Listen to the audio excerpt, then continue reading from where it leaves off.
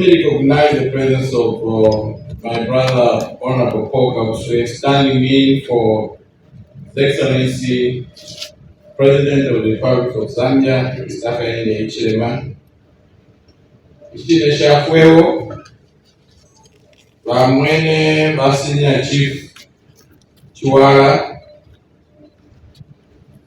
Baliuwa Machia, who is also the chairperson for Bambalima Royal Establishment, the board chairperson for Chilanga, Mr. Ndola, the ambassador, His Excellency Mr. Angie, the CEO for Chilanga, and the entire management. Let me just write on the protocols already established all the time.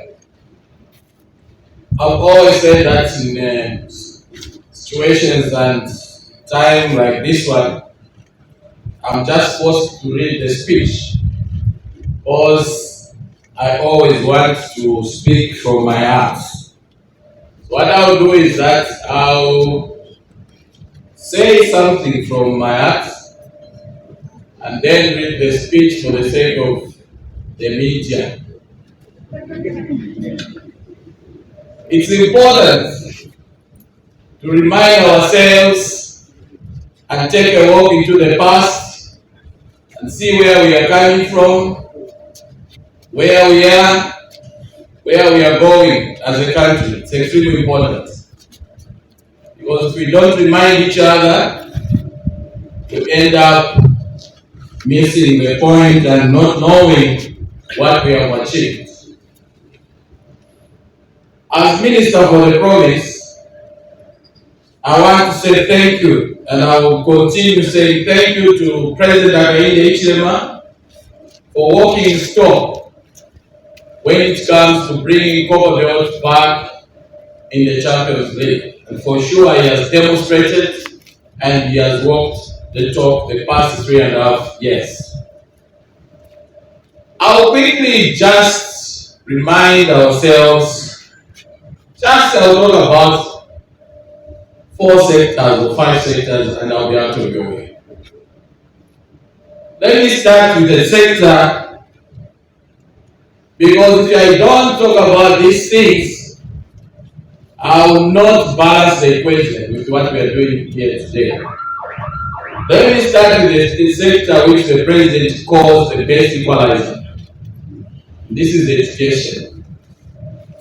We should remind ourselves, let's compare and contrast that before Zambians gave President Hakainde Hichilema, who is the vision carrier of this government, the mandate to run the country, our province had about 600,000 of our children who were struggling to go to school because of the school fees and the examination fees. When the President came in, one of the first things he did, which is first priority on his agenda, was to introduce free education. After the introduction of free education, we have close to 1.2 million of our children going to school here in the Copperbelt province. Meaning that 600,000 had no chance to go to school, including that orphan without mother and father, without parents in Chikurukusu, and here in Kaflafuta, that orphan in Twapi, that have now been given a chance to go to school. And free education just never came naked. It came in dress up. Why 40,000 teachers have been employed the past 3.5 years. More than 200,000 desks have been delivered in schools. Hundreds of classrooms have been built on the Copperbelt province the past 3.5 years. In short, the education sector is back to life, including the introduction of meal allowance at our universities such as CBU and Mukua University. Sponsorship of our children who go to boarding schools using CDF. This is what has been done in education and other things. They say water is life. When we came in, one of the things we promised the people of Copperbelt, which President Hakainde promised to fix, was the water blues, water problems, all the districts of Copperbelt province. You saw him commissioning a Flafta Dam 3 weeks ago, and that was not by accident. He had to look for money to complete that dam, which was abandoned by the previous regime. And now that that dam has been commissioned, we have sorted out the water blues in 4 districts, namely Ndola, Masaiti, Pongwe, and Luancha. Even places where they never had water since the creation of this aid, they have water now. He has found money to give in Kana water.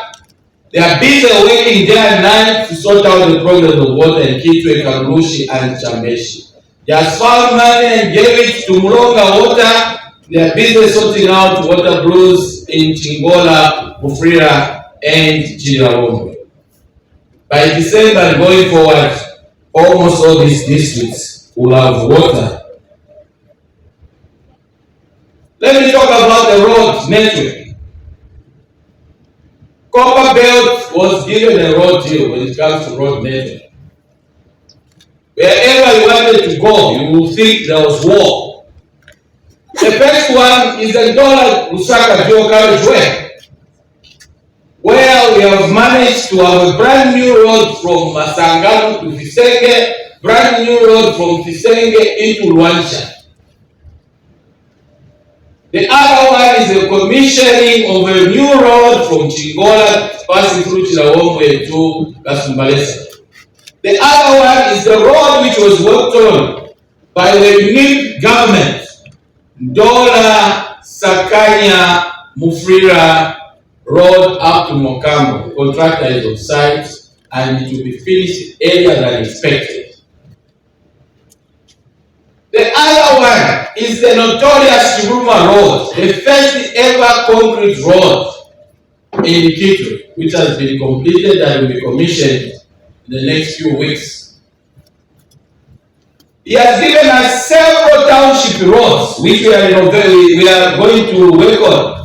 Luancha have already started, Kitwe have started, Chingola have started, Chirawombe will be commissioning this week, Ndola they will be starting in the next few weeks. In short, most of the township roads will be worked on. He has provided 3.1 million kwacha for fuel for every constituency here on the Copperbelt, and we instructed them, all the councils, to buy machines, yellow machines, so that they work on feeder roads, which we instructed them to start working on in May up to November. Meaning the road network has been handled by President Hakainde Hichilema on the Copperbelt province. LD.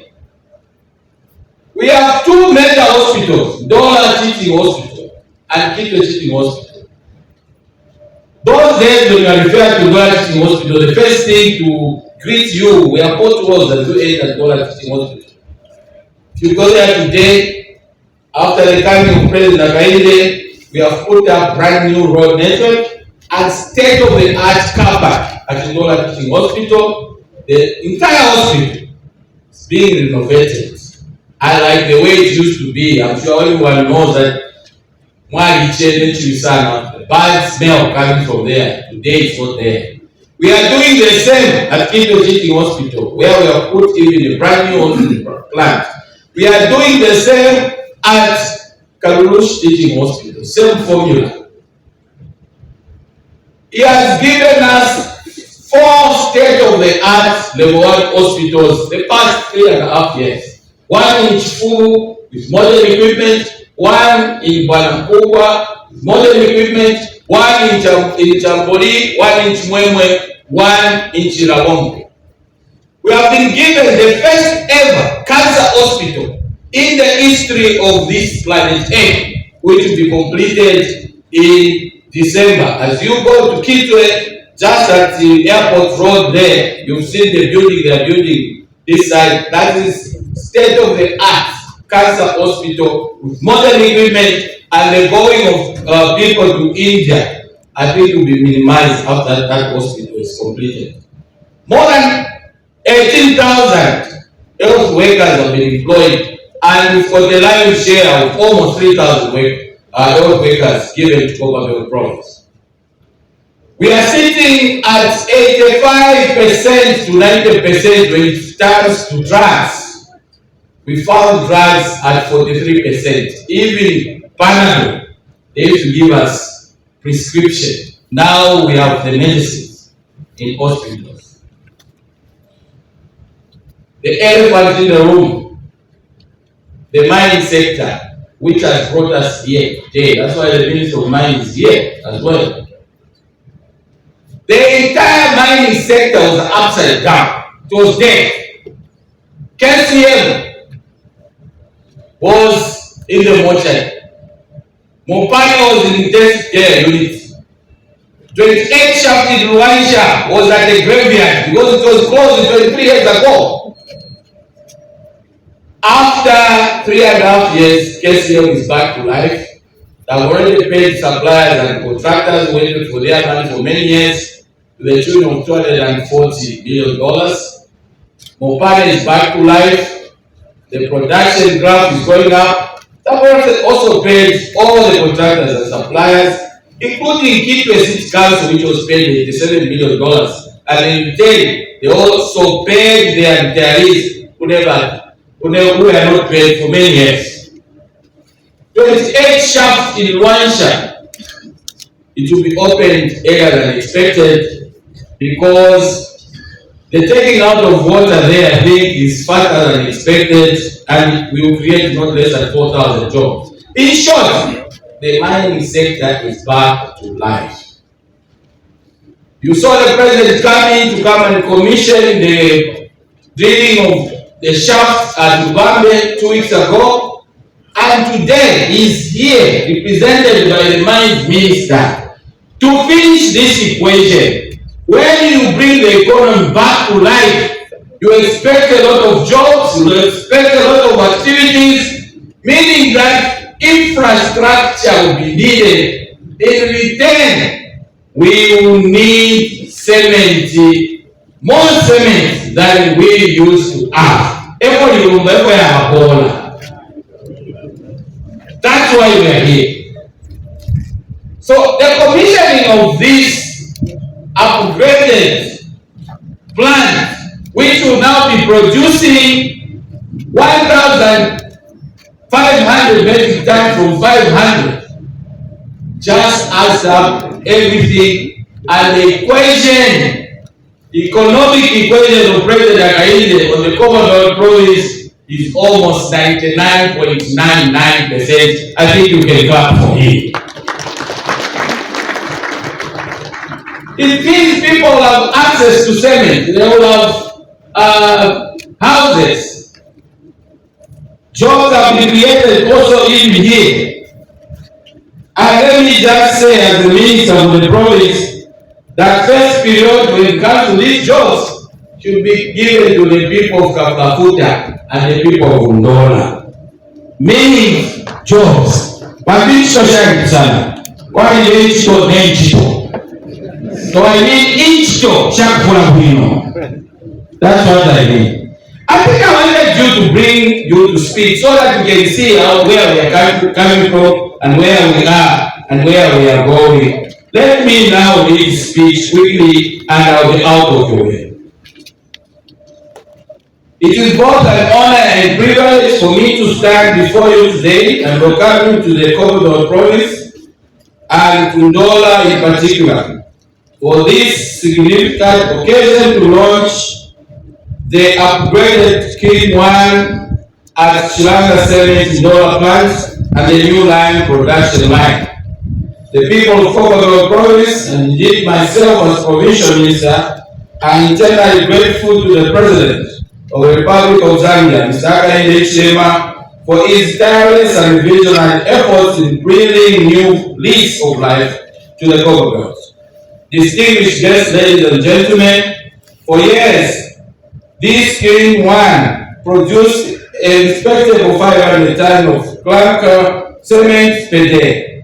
But today, with this significant upgrade, we are tripling that capacity to an impressive 1,500 tons per day. This remarkable achievement by Chilanga Cement PLC under the investment leadership of Ocean is a game changer, not only for the construction industry, but for the entire economic landscape of the Copperbelt province and indeed Zambia as a whole. It means more cement for our infrastructure development, more readily available materials for housing, and ultimately more jobs and opportunities for our people. Distinguished invited guests, ladies and gentlemen, the Zambian economy under the auspices of leadership of President Hakainde Hichilema is now friendly, stable, and predictable. Gone are the days of economic uncertainty and the policy inconsistency. President Hakainde Hichilema has unwavering commitment to good governance, fiscal discipline, and investor-friendly policies has created an environment where business can thrive, plan for the long term, and confidently commit their resources. We have seen tangible results of this leadership across various sectors. Inflation rates are being brought down, the kwacha stabilized, and there is a renewed focus on diversifying our economy beyond traditional mining.